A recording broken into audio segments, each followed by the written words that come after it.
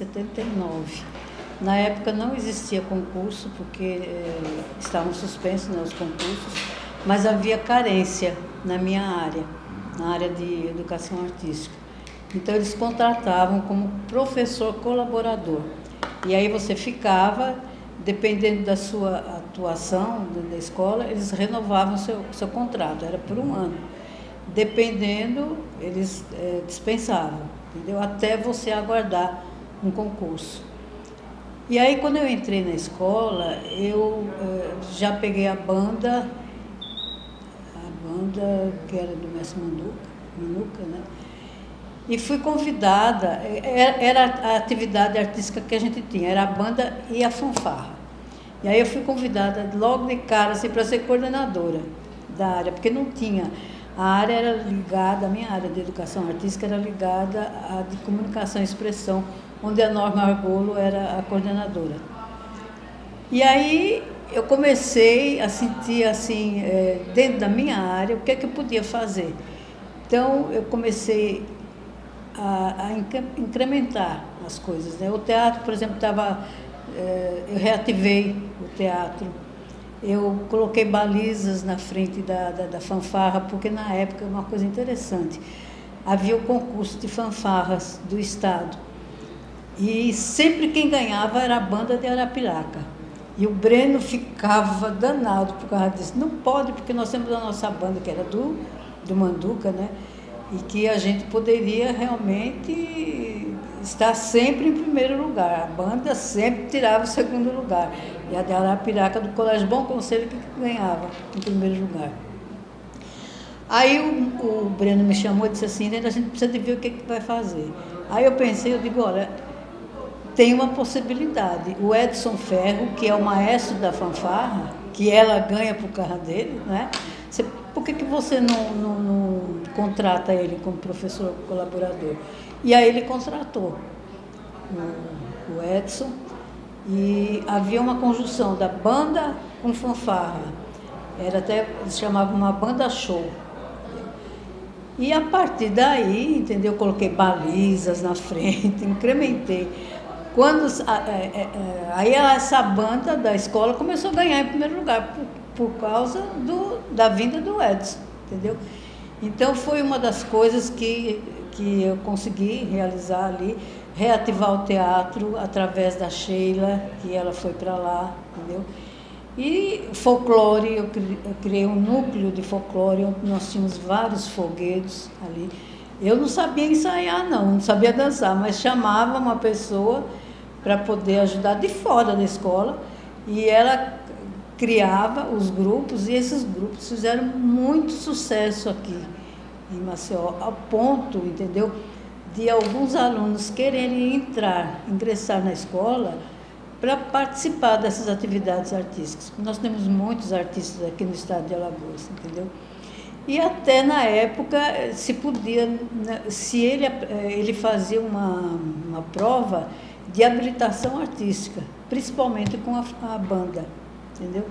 E assim foi indo e a gente conseguiu incrementar, na minha parte. Agora, eu nunca consegui ficar na sala de aula, porque o Breno sempre me chamava para assumir algum cargo. Porque quando eu fiz, na minha época, que tinha só licenciatura curta aqui, de educação artística, e a curta só lhe dá condições de você ensinar o primeiro grau, no caso, né, o fundamental. Então, eu fui fazer a licenciatura plena para poder dar aula no segundo grau, que era a escola. Mas o Breno nunca... Não, você vai para lá, porque lá tá desarrumado, você, com a sua capacidade, você vai lá arrumar, enfim. Sempre ocupando cargos assim de chefia, entendeu? Mas o que eu gostava mesmo é estar no meio da meninada lá. E assim, enfim, foi indo, né? Quando eu assumi o audiovisual, como chefe do audiovisual, muitos professores iam lá me procurar para poder saber a história, se tinha alguma coisa da escola, porque dentro da sua dissertação você tem que colocar um pouco da história da sua instituição, entendeu? E aí começou a me despertar. Eu digo, gente, essa escola tem uma história e a gente tem que resgatar. E aí eu comecei, assim, um trabalho assim, meio acanhado, pesquisando algumas coisas, enfim, que surgiu a oportunidade de fazer um mestrado. Quando eu fui fazer o meu mestrado, que foi contando realmente a história da escola, eu já tinha muito material, porque eu fui colhendo assim, aos poucos, entendeu? Agora, eu acho que eu deveria ter avançado mais se eu conseguisse entender na época a amplitude do projeto. Aí é que eu digo, eu tinha pego muita gente que morreu que poderia ter me dado informação. E o interessante, entendeu, que quando eu procurava documentos, eu não encontrava na escola. Eles se aposentavam e levavam tudo para casa. Então, tem muita gente que acho que morreu e rasgaram que aquilo ali não servia para mais nada, a não ser para gente que tinha interesse acadêmico, né? E assim eu fui desenvolvendo e cheguei no ponto de, eu acredito que eu resgatei, acho que uns 60% da história da escola eu resgatei. Os outros 40% ficou realmente para outras pessoas virem com outras ideias, entendeu? Para eu não ficar só no meu trabalho, porque quanto mais você somasse, mais ia enriquecendo, né, o projeto. Aí eu dizia a muitas pessoas, gente, continue fazendo a história da escola, mas nunca ninguém se interessou. Nunca. Mas esse trabalho serviu para muita gente, entendeu? Como complemento do trabalho acadêmico. Quando você pensou nesse trabalho, em contar a história digamos assim, do ensino técnico em Alagoas, que no caso, quem tinha 100 anos é só a escola de Maceió, na ocasião. O que é que veio à sua cabeça de início? Como é que você pensou esse projeto de resgatar a história, a memória do Campo Maceió? Realmente, é como ele disse, entendeu? Pela, assim, a necessidade que os professores tinham. Eu nunca, assim, parei para pensar em fazer a história da escola. Só começou a me despertar quando eles procuravam lá no audiovisual, entendeu? Eu digo, não, eu não tenho nada. E aí depois eu comecei a pensar, poxa, uma escola quase centenária, entendeu? Não ter um documento.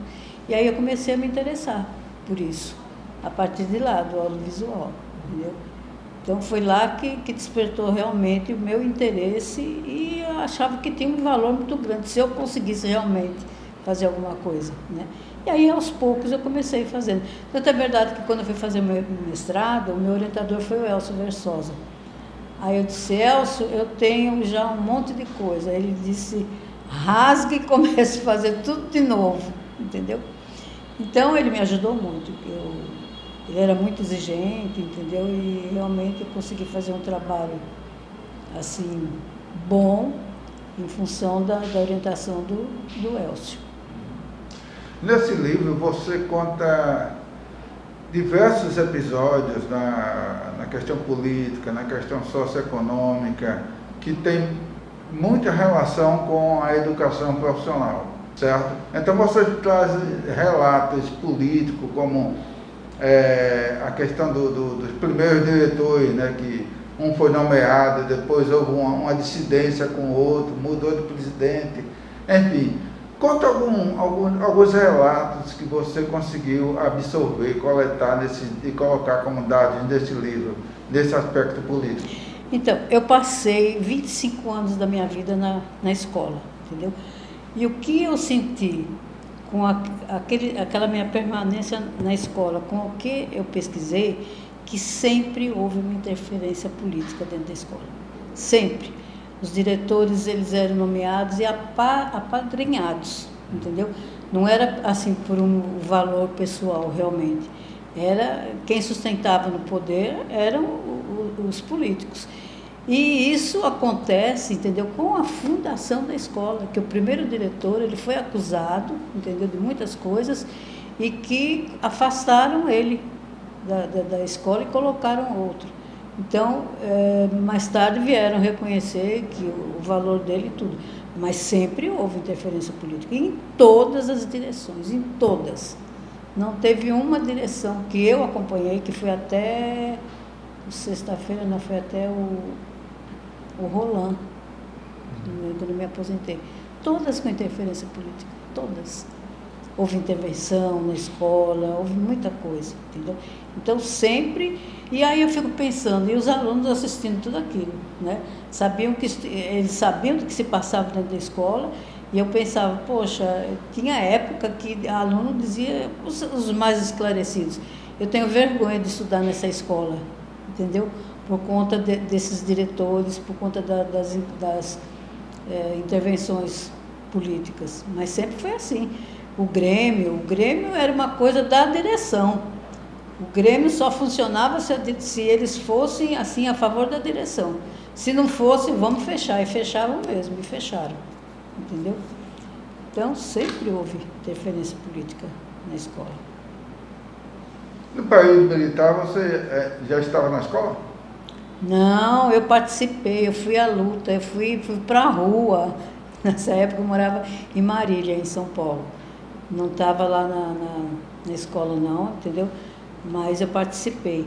E eu acho assim, aproveitando até assim a sua pergunta, eu acho que quando essa juventude diz assim, a intervenção, né, militar, eu digo, eu me nego a aceitar que um jovem fale, porque ele não viveu, eu vivi. Eu sei o que foi a ditadura militar, porque a gente foi para a rua. Na época o Arlindo gostava muito dessas coisas, entendeu? Então a gente foi para a rua, então eu sei o que foi.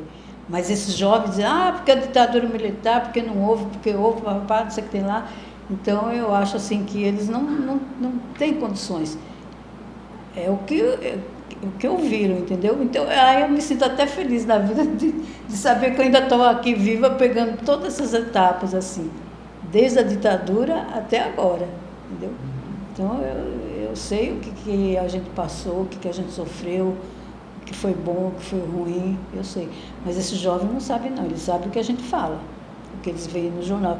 É cultura de jornal, né? Que não deixa de ser interessante, mas que não tem um fundamento acadêmico, a vivência realmente.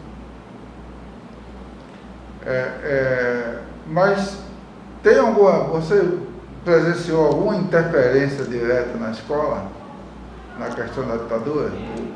Não, da ditadura eu não estava ainda na escola, né? Eu entrei em 79 na escola. O que eu via era que havia aquela sequela que sempre houve, entendeu? E que era assim, o diretor tinha que permanecer, roubava, nem que eu tenha que roubar a urna, que se dizia, entendeu? Mas eu vou ser eleito de qualquer jeito. E aí contava histórias, entendeu? Que entrava pelos fundos, entrava debaixo da mesa para roubar os votos, aquela coisa todinha. Mas sempre houve isso, sempre era uma coisa política, né? E que acabava envolvendo até alunos, que tinham alunos que, com o diretor, com um dos diretores, entendeu? Que dizia assim, não, se você realmente me ajudar, você é favorecido por isto, entendeu? Então você vê o tipo de formação que esse aluno tinha para poder sair da escola, e hoje ele deve contar assim, não, eu participei daquilo, eu entrava debaixo da mesa para roubar votos, que era o que se falava, que tinha uma entrada pelos fundos lá do auditório, né, que era uma porta secreta, todas essas coisas assim, e que isso daí tomou conta da escola. Todo mundo sabia, os alunos, os que eram assim, mais esclarecidos, acho que ficavam de fora. Os que gostavam da fofoca, aquilo rolava mesmo, entendeu? Então eu acho que houve assim, alguma influência na cabeça desses meninos, né? Porque eu acho assim, a educação você dá em casa, a formação acadêmica você dá na escola, mas eles acabam assimilando, né? Acabam assimilando, e você tem a obrigação de realmente continuar, para mim eu chamo educação continuada, aquela de casa que você leva para a escola, né? Mas isso quem faz é o educador, não é o professor. Para mim existe uma diferença de educador e professor. O professor é aquele que entra na sua sala de aula e cumpre sua obrigação. O educador é aquele que vai mais além. Ele para, né, nos corredores, ele conversa com o aluno, ele ajuda o aluno, entendeu? Então existe para mim essa diferença. E a gente sentia muito isso na escola, né? Quando você chegava para trabalhar na escola, o que é que te lembrava, no sentido de memória? Assim, tinha algum símbolo, tinha alguma pessoa, tinha algum, digamos assim, algum patrimônio que te identificasse com a escola? Bem, na minha área, que é a área de artes, entendeu? O que eu sempre conheci da escola foi a banda do mestre Manduca. A banda era chamada de A Gloriosa. Quando ela saía na rua, o povo juntava para ver a banda, entendeu? Eu dizia assim, meu Deus, eu tenho tanta vontade de dar aula naquela escola por conta dessa banda, que a banda foi assim, eu acho que a maior divulgadora da escola foi a banda do mestre, entendeu? Então, isso me chamava muita atenção. E eu digo, não, eu vou ter que fazer um concurso, vou ter que entrar naquela escola, entendeu? Foi quando abriu a oportunidade, né, de eu estar lá. Você tem alguns nomes que, seja servidor, seja aluno, seja colaborador, que tinha uma identificação com aquela escola? O Argolo. Eu acho que o Argolo foi uma pessoa, assim, altamente... Carlos Argolo. Altamente dedicada, entendeu? Porque ele levava o conhecimento para o aluno através, assim, da coisa palpável, entendeu? Ele montava foguetes, aquelas coisas para ensinar, mais ou menos Paulo Freire, assim, entendeu? Que o aluno ia para a realidade mesmo. Então, eles trabalhavam no laboratório, associavam, que não era obrigação do Argolo fazer isso. Então, eles associavam a parte teórica com a prática, porque ele se dispunha, ele morava na escola, entendeu? Então, eu acho que ele foi, para mim, foi um dos melhores ali dentro da escola. E se você voltar ao passado, tem a professora Filomena, que ela era professora de português, e que ela morava bem pertinho ali da escola, né? Que ali era via dos ferroviários, se não me engano era. E ela morava ali. E como os alunos vinham do interior, e muitas vezes eles não tinham o que comer, ela levava tudo para a casa dela, entendeu? Ela disse assim, vocês vão fazer uma refeição aqui, mas não vão deixar de estudar, entendeu? Ela era uma mãe para os alunos. Ela foi, assim, uma pessoa também de grande importância dentro da escola, que ela se voltava mesmo para os alunos como se fossem filhos dela, entendeu? E eles adoravam, chamavam de tia Filomena. Ela foi muito boa para a escola também. A questão de esporte, você tem algo a acrescentar em relação a atividades esportivas? Eu acho também que divulgou muito a escola, com o professor Nasson. Nasson foi assim também, tanto quanto a professora Filomena e o Carlos Argolo, entendeu? Ele foi a alma daquela escola, na questão dos esportes. Era outro, entendeu? Que se dedicava mesmo, se jogava para os alunos, mas trazia troféu para a escola. E divulgou muito a escola na época dos esportes. Tanto é verdade que o ginásio de lá da escola era todo de vidro, você imagine. E os alunos querendo jogar e tudo. E ele conseguiu fazer com que tudo daquilo fosse tirado e se transformasse realmente num campo esportivo para os alunos. Então ele marcou demais na Nação.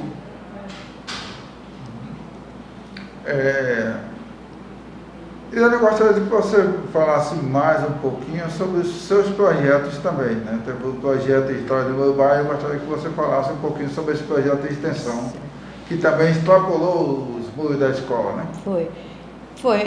Também estava muito ligado com o que eu pensava em questão de resgate de memória, entendeu?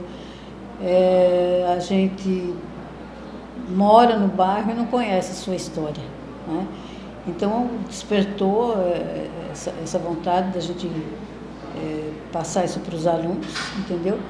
Onde a gente trabalhava assim numa questão multidisciplinar. a gente trabalhava com os professores de história, de geografia, de ciências, cada um dando sua contribuição, porque o projeto em si ele fala, né, de todas essas áreas. Mas a gente não conseguia, entendeu, ter esse apoio, né? Foi quando eu comentando com meu falecido marido, aí ele disse, não, faça o projeto que eu ajudo a comercializar, porque fazer um projeto e não extrapolar a escola não ia adiantar. Então a gente fez aquilo em forma de uma revista, onde a gente tinha os alunos, a gente orientava de como eles deviam fazer a pesquisa, e por bairro, aliás, era bairro, e a gente selecionava as ruas, a história do bairro, o que mais contribuiu para a história econômica, política e histórica mesmo, né, da história. E assim eles foram fazendo. Nós conseguimos fazer 5 fascículos, que foram editados como revista, e no 6º a gente parou, não conseguimos ir adiante, entendeu? Por conta justamente da falta de apoio, né? Mas era assim, eu me lembro muito bem que os estudantes de arquitetura da UFAL foram até atrás da revista de Jaraguá, que era uma coisa bem histórica mesmo, né? E nós não tínhamos mais a revista e nem como fazer, porque elas eram distribuídas, né? E aí a gente viu realmente, entendeu, a validade do projeto dele ter extrapolado a escola, né? Mas infelizmente está parado. A Valéria, que é coordenadora de turismo, ela outro dia até passou um zap para mim dizendo, a gente tem que reativar esse projeto, entendeu? Vamos ver como a gente faz e tudo. E aí a gente está, assim, querendo, mas como eu aprendi muito, entendeu? Eu só entro nessa com muito apoio,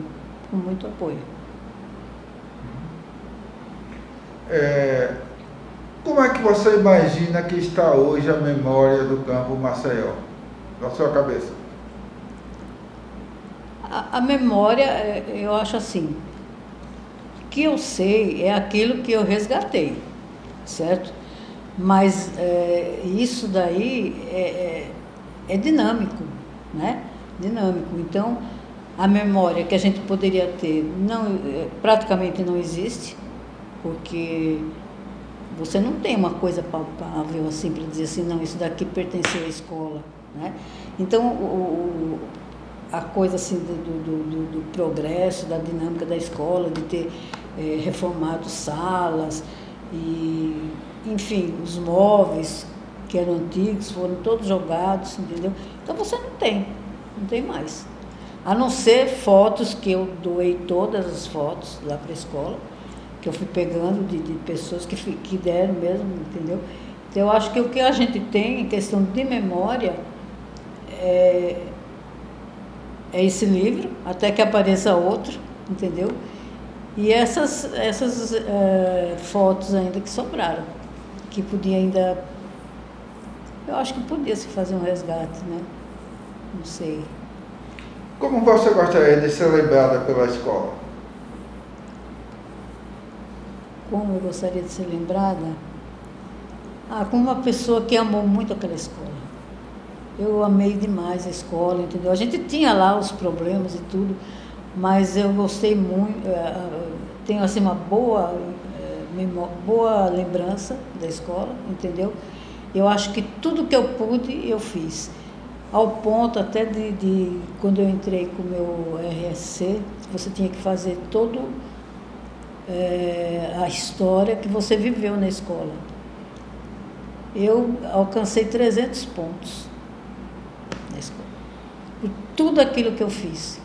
Que eu sempre juntei, eu sempre gostei de juntar as coisas assim, entendeu? De arquivar. Então eu tinha assim, acho que umas 100 páginas que eu até mandei encadernar, entendeu? De todas as portarias, de todos os projetos. Nós tínhamos um projeto que chamava o Sururu da Alagoas. Era um projeto que a gente ia pegar os alunos, eles iam fazer, entendeu? uma pesquisa da casca de sururu, entendeu?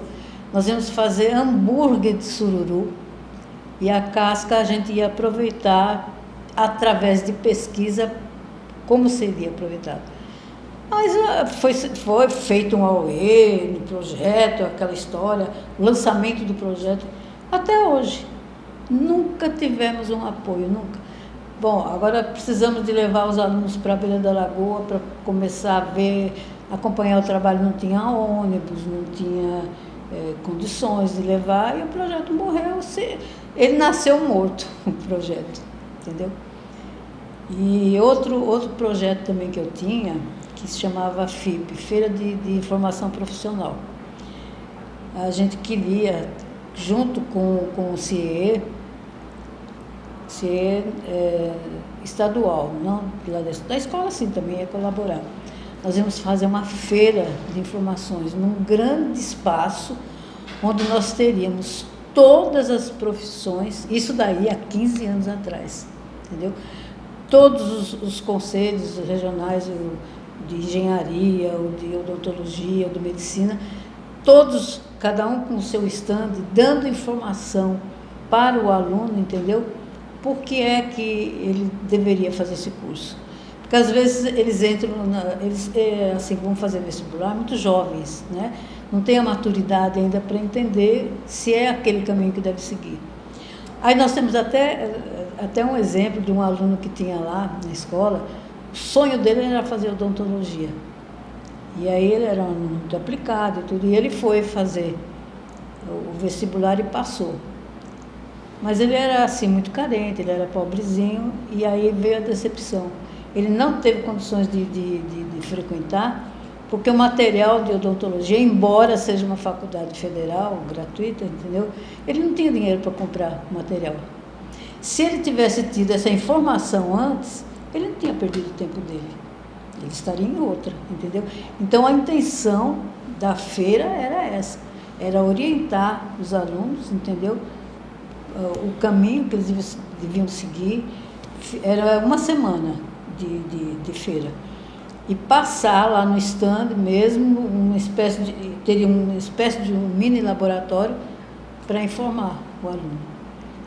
Outro projeto que nasceu morto, entendeu? Na época foi um AE, papapá, não, vamos fazer, mas também não tem. Então, o mal da escola é essa, entendeu? Eles compram a ideia, mas não levam adiante.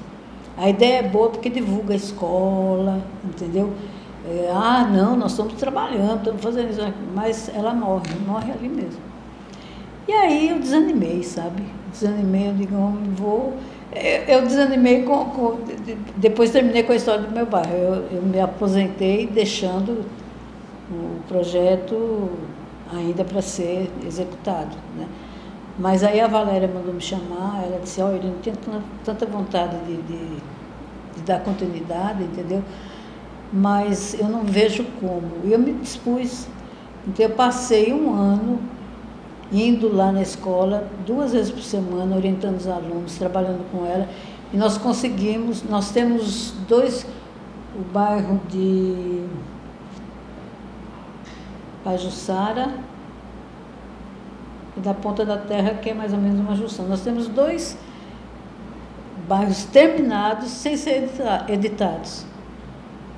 Entendeu? Então, é assim, a escola foi isso. E o que é que você acha para a gente dar continuidade já na finalização? Como é que reflete essa história de 100 anos tão mal contada, aos pedaços? Você contou um pedaço, mas já estava faltando alguns outros pedaços, certo? Como é que institucionalmente isso, digamos assim, reflete na sociedade, na sua opinião? Eu acho que é bem visível, né, a falta de interesse. Porque se você realmente tivesse assim na ponta uma pessoa que tivesse interessada, entendeu? Daria apoio. Porque eu vou dizer uma coisa para você, se eu tenho um profissional que corresponde, que trabalha, eu vou dar todo apoio para ele, porque é bom para ele, para mim, para ele, para a escola e para a sociedade como um todo. entendeu? Então, a coisa é partida por conta disso, da gente não ter realmente o interesse das pessoas. Então, você vê muita coisa faltando, entendeu? Que eu até coloco no meu livro que esse é um trabalho não conclusivo, porque a história não tem fim, né? A história é dinâmica. E que outras pessoas veem... Você já pensou? Isso daqui foi lançado em 2000... Foi 2000? Nem lembro mais. 2010. Esse livro foi de 2010. Você já pensou se de 2010 para cá, todo ano tivesse gente juntando mais material? A gente tem uma enciclopédia, entendeu? Mas ninguém tem interesse. É muito difícil. Muito difícil. Eu fico... Assim, o que leva realmente, entendeu? Eu acho que mais um pouco de interesse é a questão de você fazer um mestrado, um doutorado, entendeu? Que tem já um início, né? Um pontapé, para você continuar. Eu gostaria muito, entendeu? Que as pessoas continuassem fazendo isso aqui, porque você vê, hoje a coisa está muito defasada, né? Então, se você pegasse pessoas que realmente... Porque eu não resgatei de 1919 até 2010, as pessoas podiam resgatar de 2010 até agora, que aí ficou parado, né? Quanta coisa não aconteceu depois de 2010, né? Então, se você pegar pessoas, entendeu? Fazer uma campanha, vamos fazer, cada um faz, até com os próprios alunos você pode fazer isso. Porque o aluno hoje em dia sabe de tudo, acho que sabe mais do que o professor, porque ele lê, ele tem internet, ele sabe de tudo, entendeu? Mas aí, teria que ter a vontade do fazer. Se você não tiver isso, você não chega a canto nenhum. Você não faz nada. Vai ficar assim, eu vou morrer, vou deixar aqui uma lembrança para vocês, porque ninguém continuou, entendeu? Seria muito interessante que se continuasse.